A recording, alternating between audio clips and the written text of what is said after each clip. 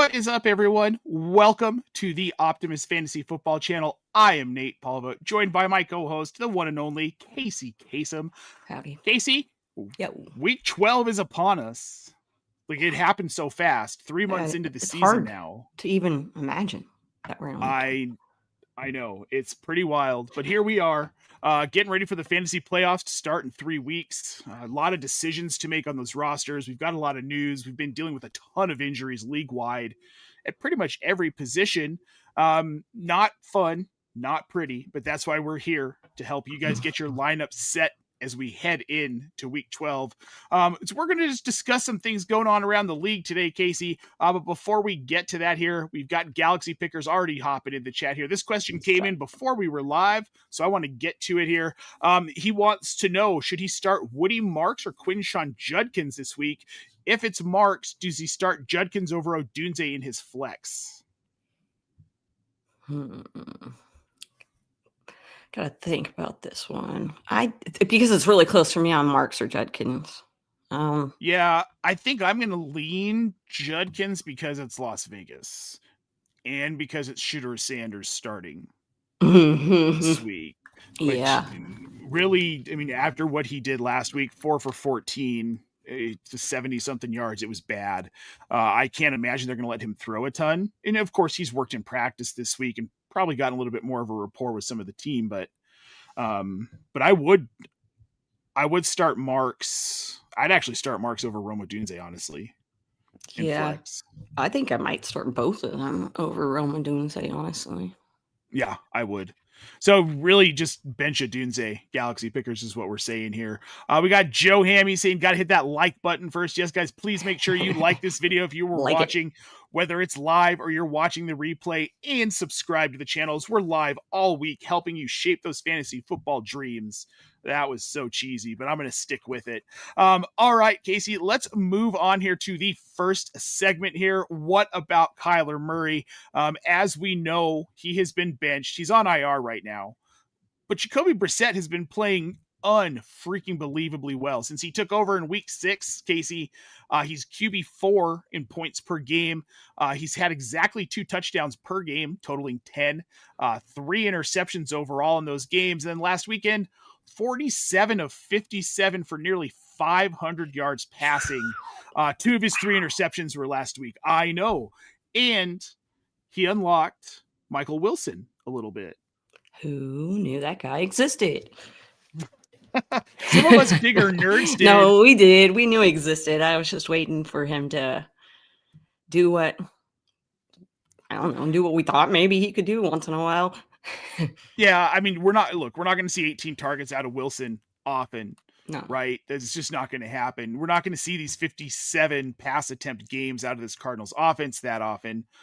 But I think he's a guy that we can lock in for 8 to 10 targets as long as Brissett's the starter, especially if we're missing Marvin Harrison Jr. Marvin Harrison Jr. comes back.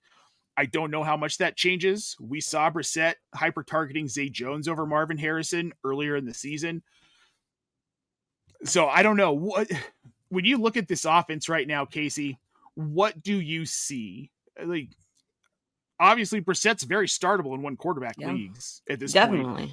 Yeah. Right? And then you look at the schedule remaining. They've got Jacksonville this week, then Tampa Bay, the Rams at home, then they travel to Houston, Atlanta. Week 17, they're at Cincinnati, and if your league's a bunch of psychos and you play in week 18, they play at SoFi Stadium in Los Angeles against the Rams one more time. This is a soft schedule for Brissett. It is. It really is. And if you were lucky to get him off of waivers, because I'm going to say good luck. I know, I played my sister last week, and she had and she picked up, Brissett, and that didn't work out so well for me. But, him being there, that really does boost the other guys around him. And Murray is kind of an afterthought now. We're not really. Well, Murray is exactly an afterthought. I mean, the team has said that they have no plans to start him even when he comes back off IR. So may not even be there next year, We're not sure. I'd have to look to see what his dead cap hit is. Yeah. That's the rumor on I haven't looked at cap hit, everybody's saying it. Well, it's everybody's saying it. Well, he signed such a massive extension, which obviously was just an absolutely piss poor decision on Arizona's Bad decision, big time. Like, what were you thinking? What were you thinking? Now, for those of you who have drafted him onto your fantasy rosters, if you haven't already dropped him, Kacey, he's droppable in 1 QB leagues, 2 QB leagues. Should have already done QB it. League. I'm not. Yeah, should have already done it. And I mean, that's easier said than done. But now's the time if you haven't done it. Yeah, he's on the waiver wire in most leagues I'm in. The IR was bad enough, but then with Brissett playing so well, even if he were to play again this season, I would have absolutely no desire to start him. Nope. Let that be somebody else's headache. I always say that. I like that phrase a lot because too many headaches already in fantasy. Don't need any more. Mm-hmm. Oh, 100%. This running game, though, that's going to be a little bit of a headache. We think we're closer to getting Trey Benson back. We might see him this week. But other than that, Zonovan Knight, Michael Carter, Amari DiMercado, any of these guys, you want nothing to do with them at this point, correct? Right. I did say he makes the people around him look better because he's a better quarterback at the moment. But those guys, I still don't, just because you look a little better doesn't mean I want to touch you for fantasy. So, it's so murky there. I just don't want to deal with any of that. I mean, Zonovan Knight had 14 points last week in PPR, but that's because he scored a touchdown. That's not a guarantee in any given week for any of these guys. It seems more like they're going to have to start throwing the ball more because until Trey Benson comes back, they simply can't run the ball. Not that this team has much of a chance in general around most of these matchups, but there are some pass-friendly ones. So we'll look for that. And a lot of this happening. Joe Hammy saying my opponent picked up Wilson right before the game and played him against me, and I lost. Yeah. Oh man, that happens, man. 33 PPR points from Wilson. Nobody look. There were points during the week last week where we had conversations about the possibility. And I think you and I talked about it too. That Michael Wilson could absolutely take a larger role. Nobody saw this coming, so won't happen again. Yeah, like temper your expectations on that too. Like, don't expect that every game. But he's a completely viable flex play. I mean, and especially, I know we say it every week, especially with bye weeks, but like we're in that position, especially if you're in a deeper league, a bigger league, where you're going to have to start some of these guys. And so. Yeah. And Michael Wilson is as good as a lot of the other options that are available right now. All right, Kacey, we're going to move on to the next segment. Week 12 returns. We've got a couple of big stories as we head into the weekend. We'll start with the less major one. Jackson Dart is on track to start for the New York Giants against the Detroit Lions in Detroit this weekend. We've got a new head coach, interim Mike Kafka. We don't really know what he's going to do with Jackson Dart at this point because we had Jameis Winston last week, and that's not any sort of barometer for what they're going to do with the rookie. But I want to know what you think about what this offense is going to look like, because I expect to see a lot less mobility out of Jackson Dart. That's what not mobility, but like designed runs, asking him to try and get the extra short yardage stuff. Yeah, let's not kill our quarterback. Let's keep this guy healthy. We don't want to keep having to put him in concussion protocol and then have a Tua situation on our hand where we're questioning everything. Like, bruh, let's I mean, so if you were expecting him to run like he has been, take those hits and all that stuff, it's not, you got to temper those expectations a little bit too. That's what I think is going to happen. So look for him to not take. I just don't simply think we're going to see the like 6, 8, 10 designed runs a game from him now. 3/4 of the reason they fired Dable was because he was out there getting Jackson Dart killed. Just getting killed. And I think something we're going to see too, Devin Singletary, 16 carries. He only had 44 yards. We know he's not an efficient back, but he had 2 touchdowns. He got the goal line work. If they're going to take Dart out of that, does Devin Singletary become someone that you're willing to look at and possibly flex? Yeah, looking to flex him possibly and hope for those touchdowns. Some of those guys, I mean, they are touchdown dependent, but when they can score the touchdowns like that, I'll take that risk. Right, and he can. Tyrone Tracy However, 19 carries for 88 yards. Then he had 4 catches for 51, doing something we haven't seen a lot out of him. Well, we've seen it more this season than we did last. The pass catching ability of Tyrone Tracy. What about Tyrone Tracy? I mean, he almost feels like if this offense shifts to what we saw last Sunday with Winston behind center, are both of these running backs startable in fantasy? I mean, in the right matchup. In a pinch, yeah, exactly. In a pinch, yeah. You can go into it looking at it like the floor's pretty low, but the ceiling's decent. So, yeah, there's a great range of outcomes for either of these backs. But if you're in a pinch, I'd rather take a shot on a guy that has a chance than just put a guy in to put a guy in. Yep. Okay. Well, this is actually relevant to what we're talking about right now. Tron Force 8199 on YouTube. I currently have Dart with Flacco as a backup. Someone just dropped Bo Nix. Should I put in a claim and drop Flacco for him? So this segues to the next part of this, because Joe Burrow has been a full participant at practice all week, Kacey. Mm-hmm. Now, you would think, okay, that doesn't necessarily mean he's going to start, right? Right? Well, in typical coach speak fashion, Zach Taylor was unwilling to make a firm commitment Thursday when asked whether Burrow will play Sunday versus the Patriots. According to Ian Rappaport at NFL Network, he said, "I'm not there yet." So that would indicate that there's probably a chance Burrow starts. Mm-hmm. At this point now, it's time to move on from Flacco, correct? Yeah, I think so. Even if Burrow doesn't start this week, if you don't need him, we know Burrow's going to start week 13. Yeah. Yeah. I think you move on from Flacco. You need a guy that's actually going to play. Yep. Well, and look, the Broncos are 9-2, and I know it's not the prettiest 9-2, and I know that Bo Nix hasn't always been phenomenal, but look at the schedule they have coming up. Kacey, at Washington, at Las Vegas, Green Bay in week 15, but then Jacksonville in week 16 and Kansas City in week 17. That Kansas City matchup, he's going to have to play well. It's at Arrowhead. This is a guy I don't mind having rest of season. I think he's going to outplay what he's been in the last few weeks. We're going to see more of those 20-point floor games, which is what I really want to see out of him at this point as a QB2. Yeah. Yep. I know.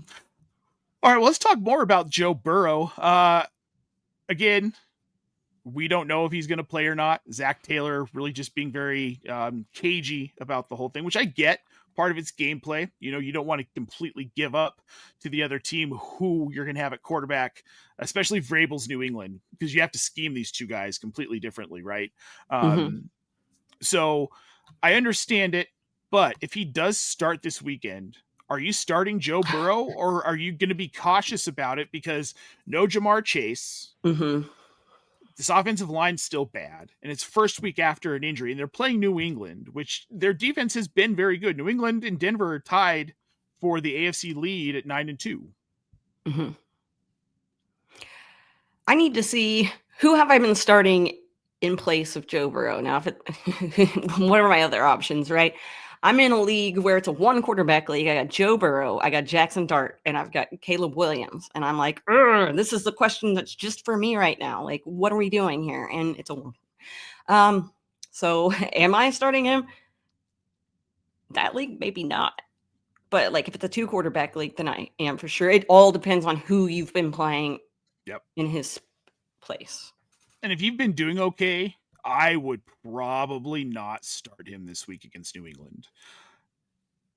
Again, no Jamar Chase makes me nervous. Makes me real nervous. But what doesn't make me nervous, T. Higgins, though, on the flip side of this, I am firing him up everywhere. Wide receiver 1, regardless of who's quarterback, he's going to see a ton of volume. Yep. Yeah. T. Higgins is a smash for me this week. There you go. Chase Brown, though, he had a big week last week. It's pretty impressive. Can he do it against New England this week, regardless of who's at quarterback? I mean, can he? Yes, I think he can. I mean, I'm starting him. I'm starting him, but yeah. That's how I feel about that situation. Look, I don't have a choice, right? Yeah, exactly. I have to start him where I have him. Yeah. If I can pivot off of him, I would pivot off of him, but you don't always have that option.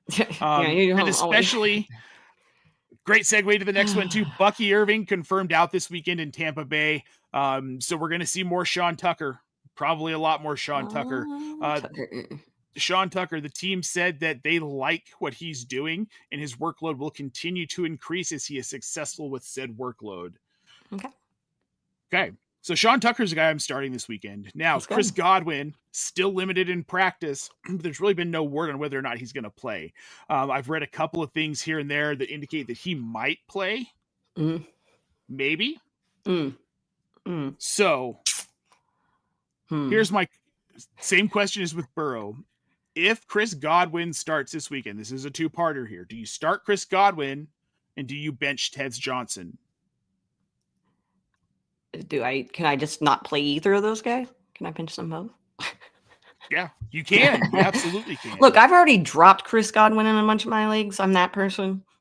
Because, what can you do for me? And you haven't done anything for me. So, but I think you're going to be in a pickle where you have to play Chris Godwin. So yeah. If he's on the field, I have to start him. Yeah. I've been limping by with guys like Trey Harris a lot of places. Trey Harris, me too. Yep. Wow. Okay. Yep. I want to get to this one here real quick because it is in the moment. And guys, if you've got a question in the chat, we will get to it at the end of this segment here. This one was just important because we're talking about it. Sean Tucker, Emmanuel Wilson, or Quinn Hopkins, which one of these three are you sitting this weekend, Kacey? Shooey. Which one am I sitting? Oof.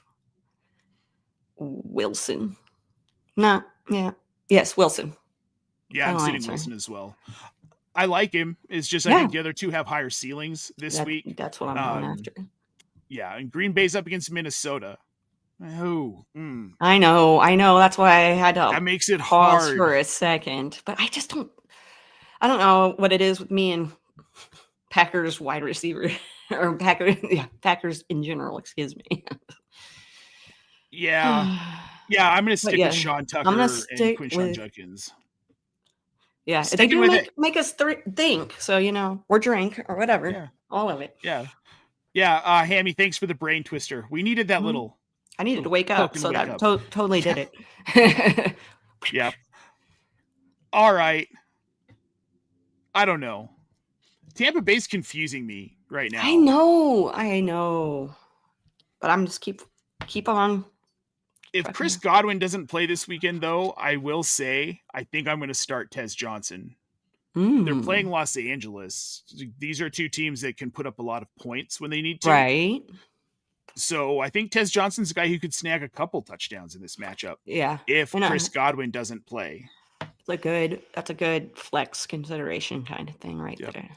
Yep. I mean, there's a chance Tez Johnson could be awesome otherwise because Godwin, he's going to be somewhat limited coming back. We've seen this time and time again. It's going to happen with Godwin. Yeah.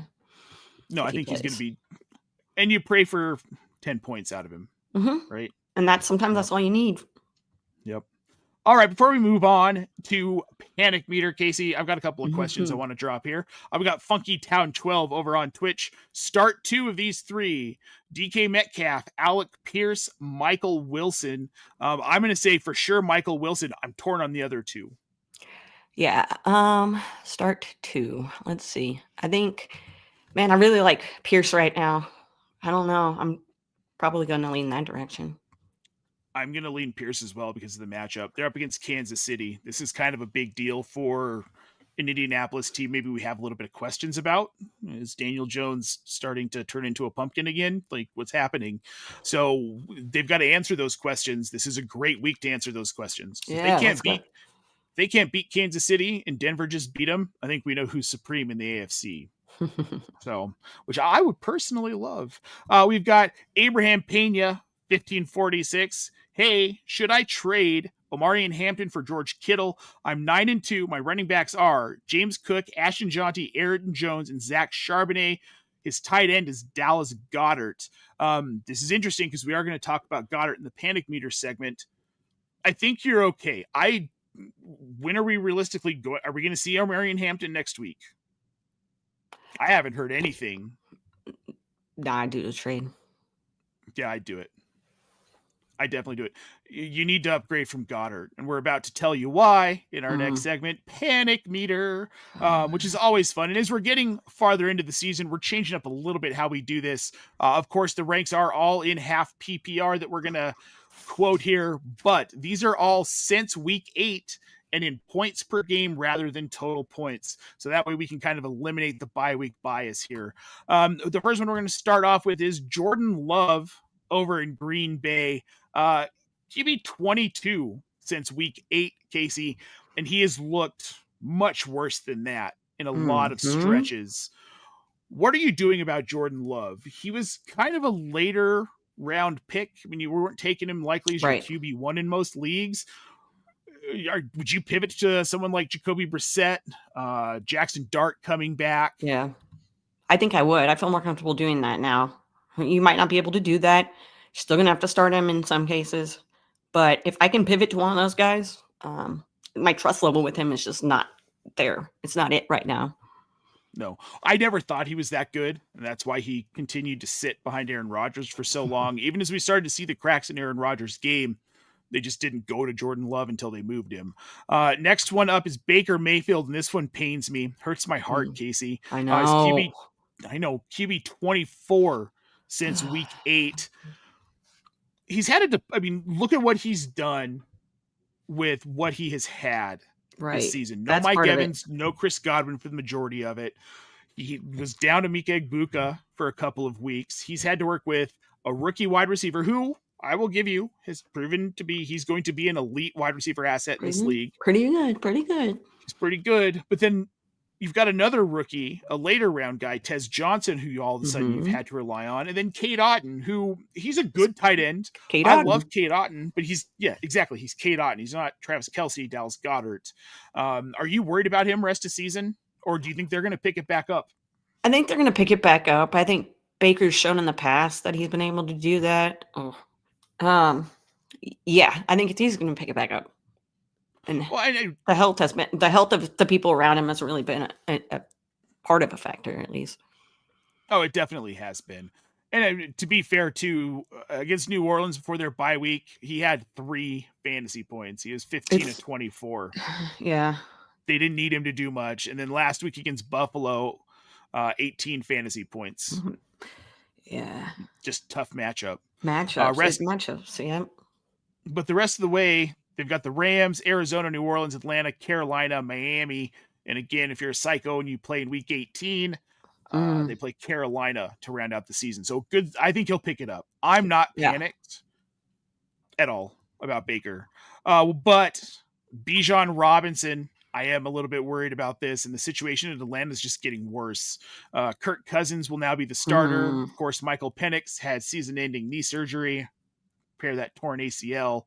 Bijan Robinson's RB15, which in a vacuum, you're like, well, then what are you worried about? He's still a top 24 running back. He's a startable RB2. Sure. Here's the thing. Bijan Robinson was being drafted as RB1. Yeah. He has had a lot of big RB1 type weeks this season, but this offense is just crumbling. Now we're going to Kirk Cousins at quarterback.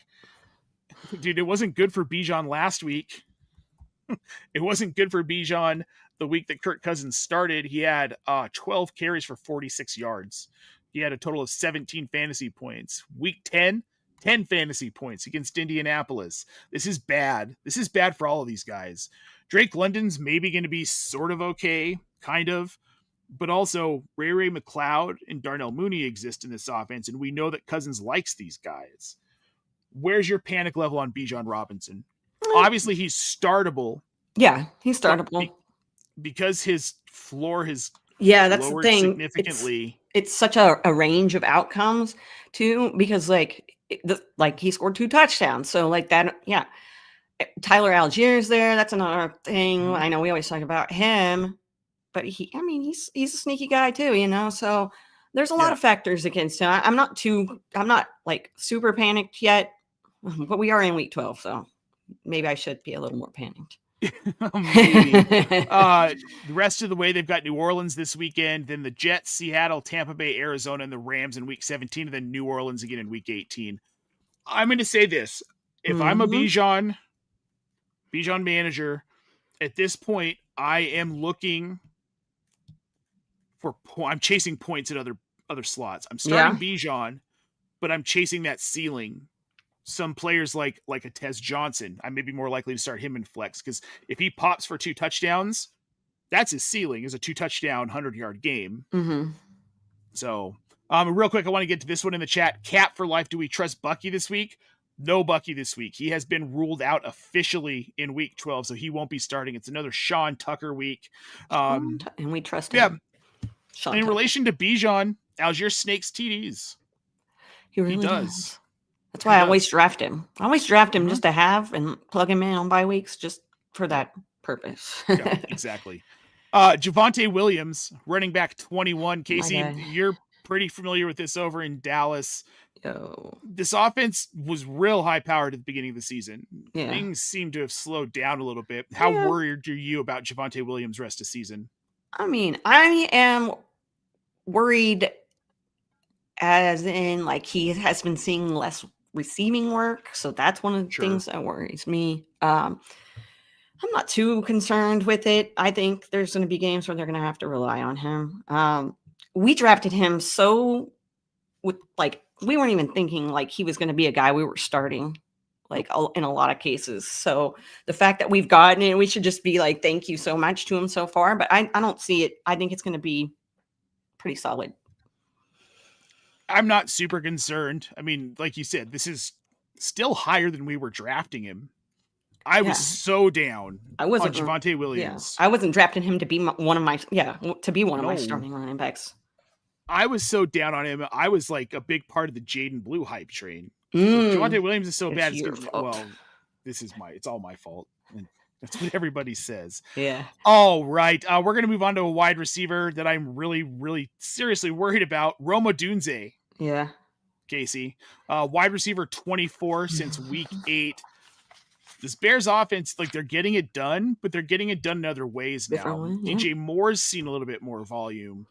Now you've got Cole Kmet and Colston Loveland getting targets. DeAndre Swift has played really well. Kyle Monangai is now getting worked into this offense. We're seeing Caleb Williams be more mobile. Obviously, you're still going to start Rome Odunze. But are you, again, is this a situation where you're chasing points? Or has he maybe actually even become matchup dependent at this point where there are weeks you don't want to start him if it's going to be a run heavy script? If we're going to like a game coming up, because that really does screw with your fantasy roster so bad when that happens. It does. The game script is well, he's still seeing a high target or a high snap share. Snap share's up there. Yeah. And he's seeing the targets and stuff, but it's concerning because it's going to be one of those boom bust kind of things. Like which guy is going to be the guy who puts up the points? If there is one. I think what worries me the most is against Cincinnati secondary that Caleb Williams should have been able to pick apart. Rome Odunze saw 3 targets, did not have a single catch in that game. 42 points, no Rome Odunze. That makes me really question the reliability. It's very hard to trust right now. So if you pivot, awesome. If you have to start him, you just hope for that boom game. Yep. Emeka Egbuka, wide receiver 34. More people we've already talked about today. I'm not super worried. I think that this is a symptom of, again, like we've talked about, Baker Mayfield doesn't have a ton of weapons right now. The team's pretty banged up. They can't really run the ball. They can run the ball better with Sean Tucker, if we're being completely honest. They're not going to get it. Rashad White, forget about him. I'm not worried. I think he picks it back up. I think he becomes a guy who is a borderline wide receiver 1 rest of season from here. So I have zero concern about Emeka Egbuka. Yeah, I don't either. Even with Godwin returning, I'm not, when he does, I'm not concerned that much. We're seeing, I mean, this has been an impressive season for him, and we can't fault him on that. So I think that it's going to the surroundings have been a little iffy lately, but I think he gets back on track. Well, yeah, you had a couple of low volume passing games, but here's the things. He's still 12 targets, 9 targets, 13 targets, 9 targets. That's a lot of targets. It's a lot of targets. So the volume's going to stay there. I'm really not worried. This is a team that's in contention. So then Godwin returning should only help Egbuka. Absolutely 1,000%. So yeah, you can, if you force defenses to split up that marquee coverage between these two guys, they both benefit. And that's a fantastic point, Joe. Love to see it. All right, tight ends. We already mentioned this guy once, Dallas Goedert.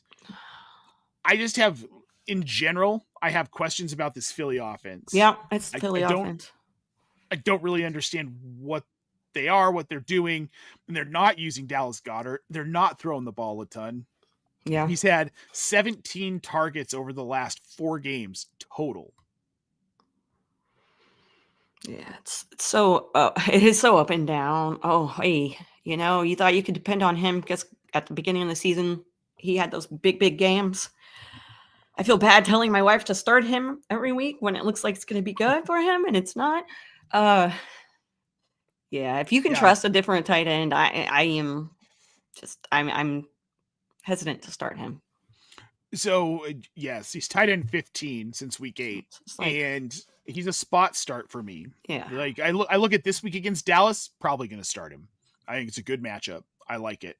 I think he could be a top 10 tight end, but I'm not starting him against Chicago. Their defense has been better. I'm not starting him against the Chargers. I might start him against Vegas in week 15, but I'm certainly not starting in week 17 against Buffalo. No way. No, you're right. No. Yeah. So yep. Depends on how many tight ends you want to roster or how many you can start. Yeah. Though I would start him over Hunter Henry, tight end 22 since week 8. The mighty have fallen. He was an absolute just target hound. He was seeing a ton of volume, and then it fell off all of a sudden. Just died. Sounds like a Hunter Henry conversation we have a lot. It is. Are we officially done with him, though? I mean, they're facing the Bengals this week, which I don't think is too bad. I don't think they're. Yeah. I think that against tight ends, I think they've been pretty decent. Not pretty decent, pretty against them. I have no idea. You tell me. Maybe I'm thinking of a different team. Other than that, I mean, it might be a scheduling thing where I have to look at matchups and determine. There's probably something better out there for you if you're looking. I mean, Dallas, Chicago, the Chargers, the Raiders, Washington, Buffalo, Washington. There you go. Yeah. Yep. I'm not. Yep. I'm done with him. Yeah, I don't think I can trust him. I barely could trust him as it is because it's Hunter Henry, and now, Drake May's very good. Very good. Top 5 quarterback right now. He's found other guys to throw the ball to. He doesn't need that safety blanket. That is Hunter Henry. He likes to throw the ball downfield. He's become more successful with it. I feel like a lot of that volume's moved to guys like Pop Douglas. And you can reliably, hold on to him if you have the roster spot. Don't drop him for someone like Mason Taylor.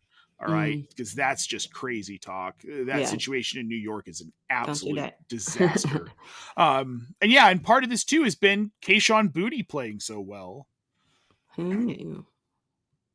Yeah, and Bootie's back this week. So Boutte is back. Boutte. All right, that's enough of panicking. Let's move on to the best and worst of Week 12, Kacey. We didn't duplicate a game this week. Hey, look at us. I don't know if cool. Yeah. I don't know if this is good for the slate or bad for the slate that we were able to break up the worst, but yours close second to mine. Yeah. On the worst. I was originally going with yours. Maybe I did want to be a bit of a rebel and pivot, but I'll tell you my worst game if you're ready for it. Let's go. Okay. Browns at Raiders. Yeah. Woohoo! Geno Smith versus Shedeur Sanders. Yeah, I know. It's kind of intriguing to see, Shedeur's first actual start, blah blah blah blah blah. But I don't want to see it. I'm going to watch, but I'm going to watch with a few drinks in my hand. I'm gonna watch. I want to see his first series behind center, and then past that, I don't really care. However, this should be hopefully a Well, no, it's not going to be a good game for Ashton Jaunty. You can't go against I mean, Cleveland. What am I thinking? Yeah. sucks. Mine's probably just as bad, Kacey. Falcons at Saints. Kirk Cousin versus Tyler Shuck. No, thank you. Sounds great. My only interest in this game is, does Kyle Pitts see a little bit of a bump? Yeah. Maybe. I don't know. I don't want any of that. I don't want to touch that. No. I don't need that in my life. And I will, again, I'll still watch some of this game because we watch Red Zone. Watch it. Yeah. Your best one, a little bit of a homer pick, Kacey. It's a homer pick, but last week I said that the worst was okay. This is a good, just go for it. Okay. So last week, I think maybe I'm jinxing them by saying this is going to be the best game, because last week I said it was going to be the worst game and they actually won and I was happy and I won fantasy, blah, blah, blah. Best Eagles at Cowboys.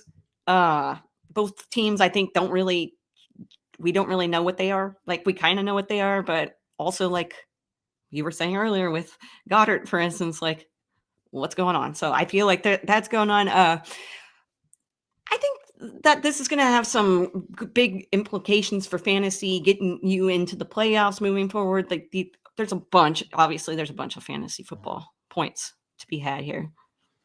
Oh, tons. It should be a fun game. It's also going to be more fun for me if Dallas wins, because I cannot stand Philly. Can't stand them. Yeah. My favorite game this week, it's in the division. Broncos are on bye this week, but I've got Colts at Chiefs. This is kind of a big deal. Like, we keep waiting for Kansas City to pick it back up and be the Kansas City Chiefs, not 5-5, which is just odd. I love it as a Broncos fan, but this game intrigues me because I want to see if Indianapolis can step up, right? Yeah. You're going to Arrowhead. It's one of the toughest places in the league to play, especially you get into this time of year. It's going to be kind of chilly in Kansas City. The weather's probably not going to be super great.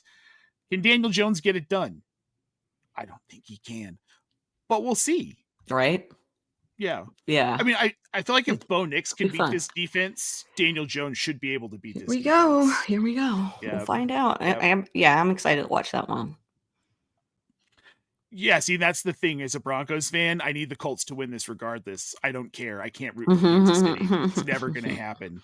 So why I didn't want to watch the Super Bowl last year, Philly and Kansas City. Oh, yeah. Just terrible. Tell me about it. Yep. Before we get on the spot, we got a couple of questions in here. I want to get to Chris Cross 04 first. He's been waiting a little while here.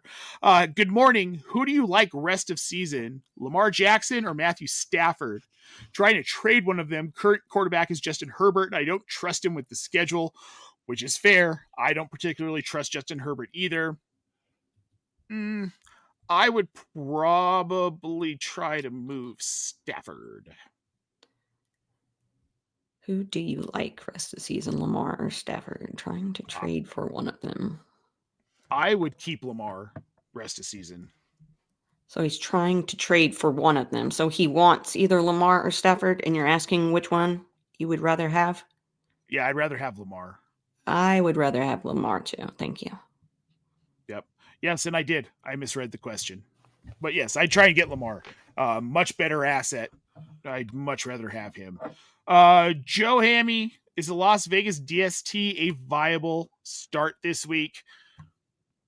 Yes, I wrote about them as a streaming option this week. I think they're a really good streaming option against Cleveland, especially with Shedeur Sanders, man. Like, the only thing that can do damage to them at this point is going to be probably Quinshon Judkins and maybe Harold Fannin.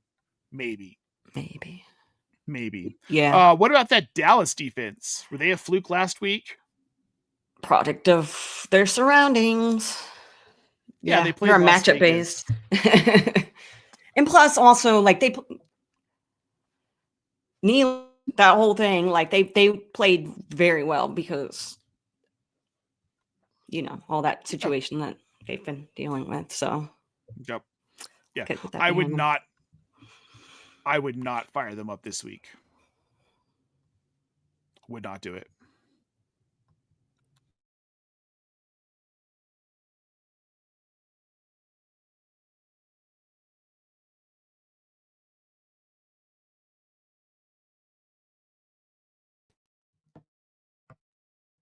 Kacey, did I lose you?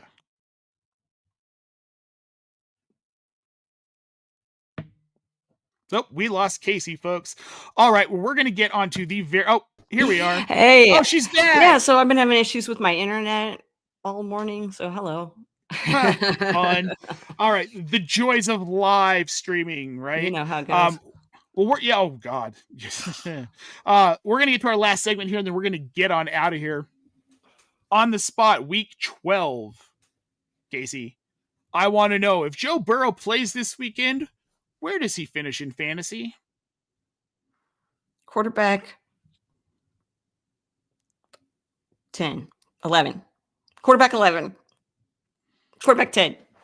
10. I'm gonna go final answer.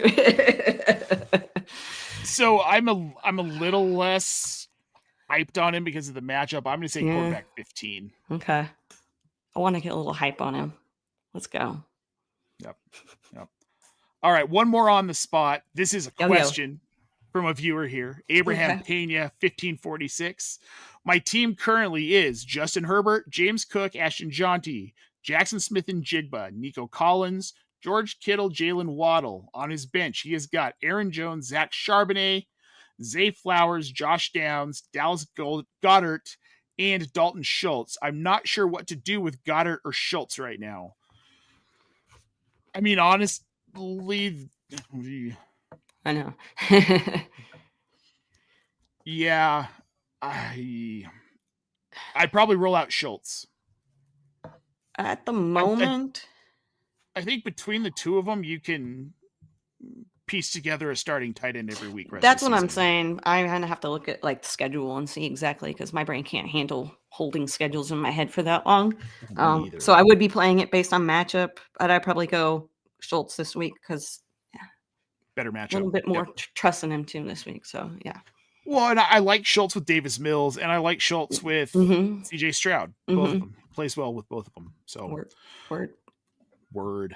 All right, we're gonna get out of here, folks. Thank you so much for tuning in. If you're watching us live, we appreciate the questions. If you are watching us on the replay, please make sure you like this video, subscribe to this fantastic channel. If you're listening to the audio version, we hope you enjoyed it, and make sure you give our episode a thumbs up and follow our channel. Then head over to our Discord channel. If you've got more questions we didn't answer here, we're there 24/7, 365 to answer all of your football questions. The link is in the show description. It is always free to join. All right. Well, next week's Thanksgiving. No bye weeks to talk about next week. Hey. We're not going to be on the air, though, folks. So just we're taking a bye week. We're taking a bye week as well. Thanksgiving is upon us. All my family have a lot of family. Yeah. I'm going to stress out for a couple weeks. Yep. The schedule next week is going to be a little pared down, guys. We're going to have our waiver wire show on Monday. Then we will have our start sit on Sunday, and we will run out DFS on Friday. But other than that, we're going to take the rest of the week off. So make sure you look out for those shows. We'll have our written content coming all week, with higher and lower dropping on Wednesday instead of Friday next week. So just be aware, folks. We appreciate it. Thanks for tuning in. For Kacey Kasem, I'm Nate Polvogt. We'll see you in 2 weeks, folks.